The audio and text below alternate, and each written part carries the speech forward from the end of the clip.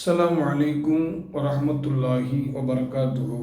அன்பானவர்களே, எல்லாம் வல்ல அல்லாஹ் நம்முடைய அமல்கள் அனைத்தையும் கபூல் செய்து, பாவங்கள் மன்னித்து, நம்முடைய துஆக்களை கபூல் செய்து, நம்முடைய தேவைகள் அனைத்தையும் நிறைவேற்றி தந்தருள் புரிவானாக. நாம் இப்போ பார்க்க போகிற தலைப்பு உபரியான வணக்கம். عن أبي أمامة الباهلي رضي الله عنه عن رسول الله صلى الله عليه وسلم قال عليكم بقيام الليل فإنه دأب الصالحين قبلكم وهو قربة لكم إلى ربكم ومغفرة للسيئات ومنهاة عن الإثم. தஹஜ்ஜுத் தொழுகையை அவசியம் தொழுது வாருங்கள், அது உங்கள் முன்னோர்களில் நல்லோரின் வழிமுறை. இதன் மூலம் உங்கள் இரட்சகனின் நெருக்கம் கிடைக்கும், பாவங்களிலிருந்து மன்னிப்பு கிடைக்கும், பாவங்களை மன்னிப்பான், இன்னும் தீமைகளிலிருந்து காக்கப்படுவீர்கள் என்று நபி ஸல்லல்லாஹு அலைஹி வஸல்லம் அவர்கள் கூறியதாக ஹஜ்ரத் அபூ உமாமா பாஹிலி ரலியல்லாஹு அன்ஹு அவர்கள் அறிவித்துள்ளார்கள்.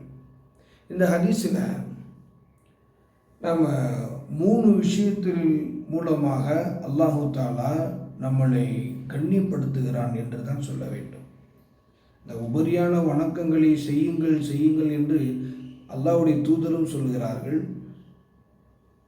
நமக்கு முன்னால் வாழ்ந்து மறைந்த பெரும் பெரும் நாதாக்கள், சூஃபியாக்கள், ஷேகுமார்கள், அக்தாபுகள், சஹாபா பெருமக்கள் முதல் கொண்டு இந்த இரவு வணக்கத்தில் ஈடுபடுவதன் மூலமாக நமக்கு எண்ணற்ற மன்ஃபாத்துகளையும் பரக்காத்துகளையும் ஹைராத்துகளையும் நலவுகளையும் அல்லாஹ் தஆலா வைத்திருக்கிறான்.